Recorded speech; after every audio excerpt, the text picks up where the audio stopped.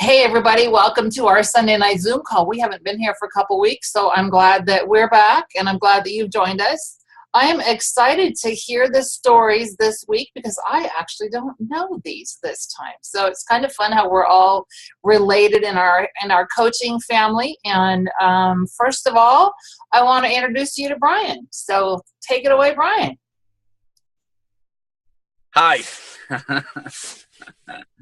So basically, you just want me to talk about what it's done for us. Tell me your physical transformation story, and then whatever else you want to add to it after that. So it started. My wife normally gets to answer this question first, so it's nice. So basically, like I said earlier, we were on all living in Virginia, my wife and I. We moved out to Oregon about 3 or 4 years ago, 4 years ago now. And we started, I guess, putting on a little bit of weight. There we go. There's my picture.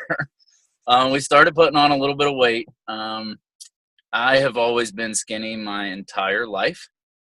I was just super thin all through high school and everything. And I've actually proposed to Charlotte on the way out when we were moving out to Oregon. And we were just, living the life and loving life in general. We got out here to Oregon, and it was just good food, good beer, just the whole scene. And then winter hit, and winter kind of rains a lot out here on the Pacific Northwest. So one thing led to another, and I just kept getting unhealthier and unhealthier. We both did. And we were just in a bad spot. I had actually lost my job. I had back trouble and stuff like that. And I had recently lost my job. And Charlotte went out and through some of her friends that she had met in Oregon, found out about this wonderful program. And next thing you know, she started wanting to jump full force into it. I was always a skeptic, and one thing, like I said, led to another. I was supporting her. I was fixing all the lean greens, and just doing stuff like that. And the weight started shedding off. I think Charlotte lost like 25 or 30 pounds in the first month or two, and I've since lost 80 pounds. We've both kept it off. I said earlier I've had back trouble, and it's just done wonders for my back and my health and all the lower back pain from being a heavier bellied person. I mean, you could see from the pictures I carry it well. I'm 6'8", so but yeah, it's just been a huge blessing. We both work from home now, and it's just been the most amazing thing that could ever happen. I mean, I'm out in the woods. She's back home with family. We travel all. It's just been a huge blessing, and I'm sure my wife has plenty to add. Well, thank you. I love that story. It is kind of, I've found, because I'm tall too. I'm not as tall as you are, but it is kind of a blessing and a curse to be able to spread extra stuff on a bigger frame. People don't realize that until you get rid of it and you start feeling better. You're like, oh, wow, I should have been carting around all that extra weight. So yeah. A lot of people can't tell, but I was in denial. And then Charlotte kept, poking me, and it was the right time, and it's just been a blessing. I mean, I've kept it off. My back trouble is manageable, and it's like I said, I couldn't be happier. We've spent the last 3 years just now blessing other people, and it's just I don't have any words. I really don't. I mean, it's really hard to describe the feeling of being able to pay it forward and just bless our lives by blessing other people. It's just amazing. Keeps you focused too, doesn't it? Yeah, absolutely. Cool. All right. Well, then let's hear the other half speak now. Thanks, Brian. I appreciate your story there. That's very cool. So, Charlotte, I'm going to unmute you and tell us from your vantage point what that was about. Yeah. Okay. Well, I was noticing, like Brian said, we were both becoming more and more unhealthy. Our blood work came back, and we were both having high cholesterol, high blood pressure, and we were at our late 20s, our early 30s. So it was just incredible what this program did. It completely changed our physical health, but not to mention our mental health. I think that was the biggest transformation for us both. Brian was out of a job, so we were living, unfortunately, paycheck to paycheck, and that really can wreak havoc on what the brain does and what you're stressed out about, paying bills on time. And that also led to some unhealthy habits that was definitely brought to our attention as we were getting healthy, that we tended to gravitate towards food for a stress relief. So this really changed our mindset, I think, quite a bit. But then as the trilogy goes, healthy body, healthy mind, healthy finances, and we were not aware of the amount of people that were going to be influenced and inspired by just our story. We thought, oh gosh, this isn't nothing, compared to other people's success. But no, it was giant. People trusted us, and they believed in what we could do, and they could do it too. And it was fun to instill hope in other people. That was probably one of the greatest joys that we've experienced in our life, to be honest, being able to inspire and bring that hope back around to people that haven't dreamed in years. So fast forward a year and a half, we've been coaching for 3 years. We've helped well over 300 people just by ourselves, but indirectly, like 1,000. It's incredible. But what really helped us the most was a year and a half ago. My mom was diagnosed with stage 4 pancreatic cancer. And it was a year and a half into coaching that I was able to match my full-time income just at this little part-time health coaching hobby that I used to call it. I would fit it in. I would call my friends and family between my lunch breaks at work or when I got off work, and we would both share our success. How many pounds are you down? How many pounds are you down? Just back and forth. So much fun. And I just couldn't believe the amount of income that brought us, because it was so very much needed. Brian didn't have a job, so we really needed to make ends meet a little bit easier with our stress level and everything going on. And then my mom got sick. So what this allowed us to do was for me to leave my full-time job and go back home to Virginia with Brian to take care of her and be with her the last 5 months of her life. And for that, I will forever be grateful. If I didn't have this, I would have had to work. I was the only one bringing in an income. We had a mortgage, we had car payments, and I don't think we would have been financially comfortable enough to leave all that behind to be with the people that mattered most to us. And so all the way around the circle, body, mind, finances, talk about a healthy mind. I'm not sure what kind of mental state I would be in if I didn't have that opportunity. So I am forever grateful to what this has done for us in our lives. Wow, I have goosebumps. I don't know about the rest of you guys, but wow. So Charlotte, what was your job before that you left? Oh goodness. Okay, so I went to school for a very long time. I have a master's degree in marine biology. And I went to school thinking that I had to work for somebody else. That was just my mindset. My family worked for the government, and they were so excited about that. And so I just went on thinking that that's what I needed to do. I didn't really see myself as a business owner, and this isn't really a traditional business anyway, so it doesn't feel like that at all. It's fun. I wasn't really taught growing up that work could be fun. It was something that you did to provide for the family. And now it's something I do to provide for the family, but it's also a joy, and it's exciting.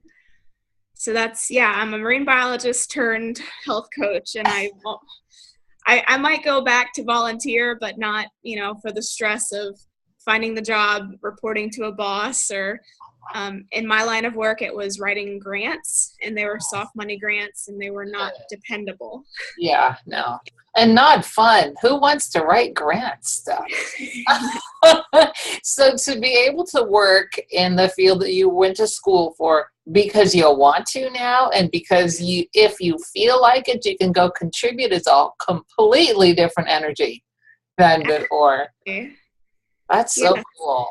Thank you. Wow, that's very exciting. Well, thank you for sharing your story. Does anybody have any questions for Charlotte or for Brian before we move over to Michele? Like, raise your hand. Don't all jump up and down at once. You can ask me anything. Brian, too. Wow. All right, they're all shy. Okay, so thank you so much again. All right, hang on a second. Michele. So I met Michele, as we mentioned, at convention a year and a half-ish ago or so. Orlando, I believe. Yes. And it's just kind of fun how what I love about our coaching family is that you have this instant connection with people, because I just have not found like better people in any organization out there. You just, you're instantly, you're with good folks. And so I always love to hear news stories. And I was excited when Michele said, yeah, she'd share her story. So take it away, girl. Okay. Yeah, I finally said yes. I went and uprooted and moved halfway across the country in July for my teaching job. And yeah, so that whole stress brought on a whole nother situation for me. But the benefit was that I did know how to eat. When I first started, I had tried everything underneath the sun and had lost quite a bit. Slowly, it was starting to come back on, but what I was noticing was I wasn't feeling well, and I wasn't sleeping at night. The picture that Karen just is sharing now with everybody, the before picture was at my heaviest weight, and the last picture would be I'm going to say February or March last year. And once I started the program, I started it just because of my blood work. And the doctor had threatened that if I didn't get it under control, he was going to put me on cholesterol medicine. And my parents and grandparents and my brother are all on high blood pressure medicine, cholesterol medicine. And I'm like, I'm not going there. I was very active. I did a lot of century rides, did triathlons. So it wasn't like I wasn't out being active. And I couldn't figure out what was going on. And my stepboy's mom, Kelly Grant, I'd watched her over about a year start losing weight. And I'm like, all right, what is she doing? And then I had been approached by Alicia Young. We had gone to a teacher convention meeting together in Dallas, and she had mentioned something to me about it. So it was kind of like kept coming back. There was a reason. There was a purpose. So I jumped on board. Within a month, my cholesterol was down in normal limits. And so I felt really good about that, but I was also sleeping 7 hours a night, where before I was waking up every hour and a half to 2 hours. Didn't really realize that I was really awake until I got, the monitor and started paying attention to what was happening. And it was amazing how the weight just started coming off. And I maintained the 60-pound weight loss with our program. And, after moving and all the stress and everything, it started creeping back up. So I am back doing 5 and 1 again right now, just to get back to where my comfort level was. I was very comfortable where I was. I noticed the weight had come on a little bit, but I was noticing I wasn't sleeping again. And that's when I went, okay, what's going on? Well, wait a minute. Oh, yeah, it's stress. It's food choices. It was a little bit of everything. That's one of the best things that I've found that I love about our program, because it doesn't just say, okay, here, lose the weight. It's teaching you what to do. And it was just that knowledge and getting my book out and going back to the beginning and just refocusing myself. I bet you had a health coach that was helping you, kind of, sort of. Oh, yeah. And the whole health group team and everybody, yes. Do you guys have, in your team, do you have a secret client group like we do? Yes, we do. Okay. That is just, I don't know about the rest of you, but that's just the coolest place ever. I always, when I'm talking to potential clients who have done other programs out there, I said, that's like going to the meeting without having to go to the meeting. Because you can be in your jammies. You can be there at 3 a.m. Please don't call me at 3 a.m. I love you, but not at 3 a.m. There's recipes there, all these really cool things. So that's just the best thing ever. So yeah, and the best thing about the family, I mean, like you said, we're like third cousins or whatever. I mean, moving out here to Vegas, not knowing anybody, just up and moving. I have connected with a group out here in Vegas, and they've kind of taken me under their wing, so it's been great. yeah, if you wanted to hop in a car, I'm like 3 hours away. Okay. May have a road trip coming. All right, then. That sounds good. Well, thank you so much. Does anybody have any questions for Michele? Any comments? Things to say? All right. Thanks, Michele. I appreciate your story. You're welcome. All right. So I usually like to talk about our habit of health of the week, but this time around, October is Breast Cancer Awareness Month. So that's why the football players are all wearing these bright pink whatevers. There's all kinds of bright pink everywhere. So that's an awareness for that. So the client support email that is going out is all about that. So did you know 1 in 8 women in the U.S. will be diagnosed with breast cancer in her lifetime? It's the most commonly diagnosed cancer in women and the second leading cause of cancer death among women. So even so, although breast cancer in men is rare, even an estimated 2,600 men will be diagnosed with breast cancer and approximately 440 of them die each year.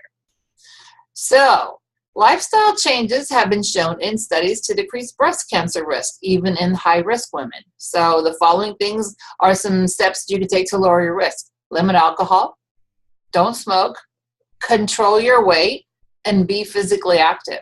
So interestingly enough, I didn't know this before, being overweight and obese increases the risk of breast cancer. So this is especially true if obesity occurs later in life, especially after menopause. So we have, I'm going to just do a screen share here really quick to show you. This is one of the friends who we have met through our health coaching family, and she's a breast cancer survivor. This is Kara. I have to tell you guys a funny story about Kara. So besides the fact that she's an amazing survivor, at the first team get-together that we went to in Vegas years ago, we were in this big ballroom that the outside doors, like when you're done with the get-together and you're leaving to go to lunch or whatever, all the doors are mirrored. And she had just recently gone from this size to this size, okay? And, you know, it's crowded. There's people coming behind you. There's people all around you. And it was the first time getting out of this room. And so she was right in front of me, and she runs into the mirror. And she's like, oh, I'm so sorry. She didn't recognize herself, you guys. She just, it just makes me goosebump. It just chokes me up because she didn't recognize her own self in that mirror because the transformation had been so huge. And she's going to have reduced her risk of recurrence of breast cancer. And I don't know about you guys. Anybody else have this to where, you know, when you walk up to somebody who, you know, you're used to seeing people and maybe their silhouette or their profile. So you're aware that they're there. You know, like when your kids are around, you know, the kids are running around somewhere, whatever. Well, when my husband and I would go to the grocery store after I lost weight, you know, we'd go, you go get this and I'll go get that. And then I would come back to him. And he's like really big on his personal space. And he's like, who's this person standing so close to me? I'm like, hello, it's me. He's like, oh my word, I didn't even recognize you. So it's just kind of fun to get to where, you know, that's what's happening. So anyway, anybody have any comments? I'm going to unmute all y'all here. And anybody have any comments about the Breast Cancer Awareness Week or personal stories with clients, anything like that? Hey, this is Janet living in Savannah, Georgia. Come on in. And I just wanted to, I have another benefit of being on our food and our plan. We just went through Hurricane Matthew, stayed in an evacuation zone. We have no power. We survived. But we have lots of food in the drawer, so we are using our food and our Your fuel. what we have available for us so that we can eat healthy, even with no power and no food and no resources, really. We finally got our generator started, so now we have fridges. So we are good. But Wow. I thought we had that drawer full of food, and that is a blessing. Wow. Well, we're glad. First of all, we're glad you're safe, Janet. I'm amazed that you're here, girl. You are just like clockwork when you are here with us. So I'm amazed that you're here, and thank you so much for sharing. I'm glad you're safe. Sure, I thought, man, what a blessing to have that available to us, because we can eat healthy and have non-perishable food that's really good for you, and that is wonderful. Well, and who wants to talk about the energy that happens? Like, Yeah. when you're eating junk food and all those carbs and extra fat and all that, nobody feels like you can conquer the world. And needless to say, in the condition that you're in right now and all those things that are happening around you, you want to have all your wits about you and be able to function at your highest level.